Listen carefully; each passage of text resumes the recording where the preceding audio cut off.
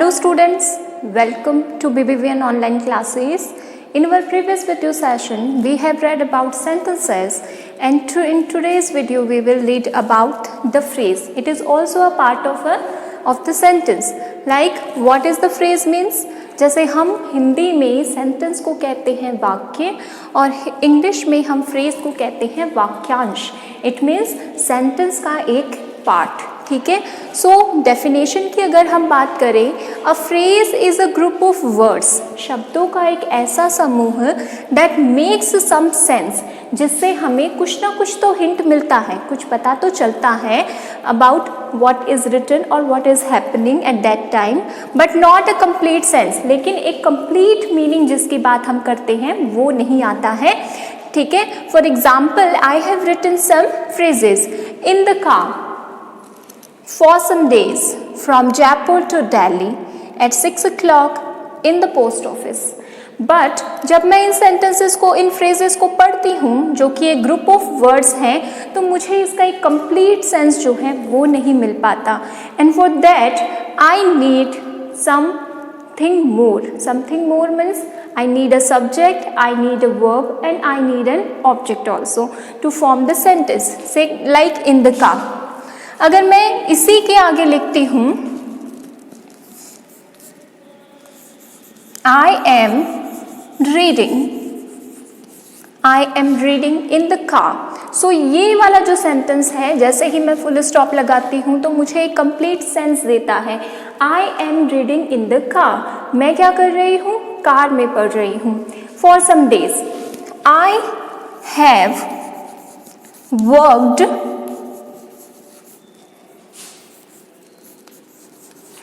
here for some days.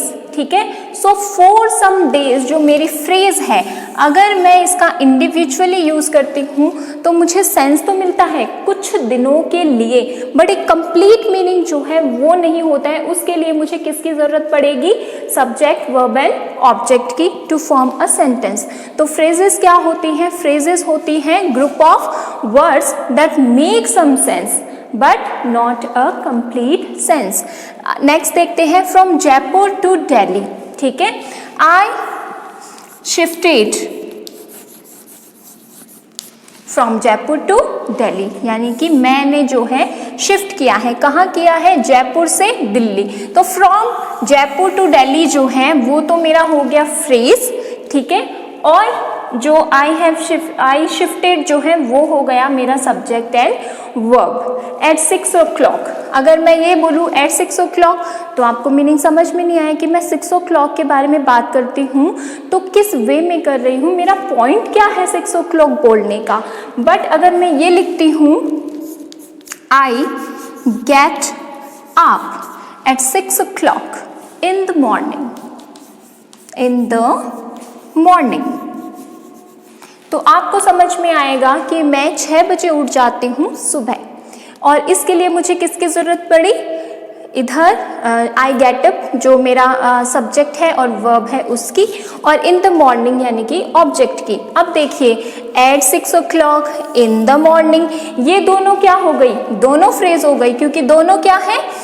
Group of words हैं. हालांकि हमें इनसे एक कंप्लीट मीनिंग नहीं मिल पा रहा है, फिर भी ये क्या कर रही है? सेंटेंस में कुछ ना कुछ ऐड करने का काम कर रही है. तो जो फ्रेज है वो भी सेंटेंस का ही एक हम पार्ट जो है वो काउंट करते हैं. In the post office. So my father worked in the post office. मेरे फादर जो हैं वो पोस्ट ऑफिस में काम करते थे. तो सारे सेंटेंसेस में एक चीज़ जो है वो कॉमन है, वो है ग्रुप ऑफ सेंटेंसेस जिसे हम फ्रेज कहते हैं. सेकेंड थिंग अगर आप देखें तो I get up at 6 o'clock in the morning. It means हमारी जो फ्रेज है वो कहीं पर भी आ सकती है. इन द सेंटेंस आ सकती है, मिडिल में आ सकती है और बिगिनिंग में आ सकती है. डिपेंड्स कि हम जो है वो किस तरीके की फ्रेज जो है उसको पढ़ते हैं या यूज़ करते हैं. बिकॉज फ्रेजेस के भी काफ़ी सारे काइंड्स होते हैं, जैसे कि फ्रेज के काइंड्स की मैं बात करूँ तो नाउन फ्रेज है, एडजेक्टिव फ्रेज है, एडवर्ब फ्रेज है कि है आज हमने फ्रेज की। फ्रेज क्या होती है? Phrase is a group of words that make some sense, जो हमें कुछ सेंस देता है, ठीक है, कुछ उसका मीनिंग निकलता है बट नॉट कंप्लीट सेंस, ठीक है, हमें उसका कंप्लीटली केवल उसी हम फ्रेज को पढ़े या फिर ग्रुप ऑफ वर्ड्स को पढ़े तो हमें पूरा मतलब समझ में आ जाएगा, ये नहीं होता है। सो ये जो है कुछ एग्जाम्पल्स थे। That is it for today. Thank you.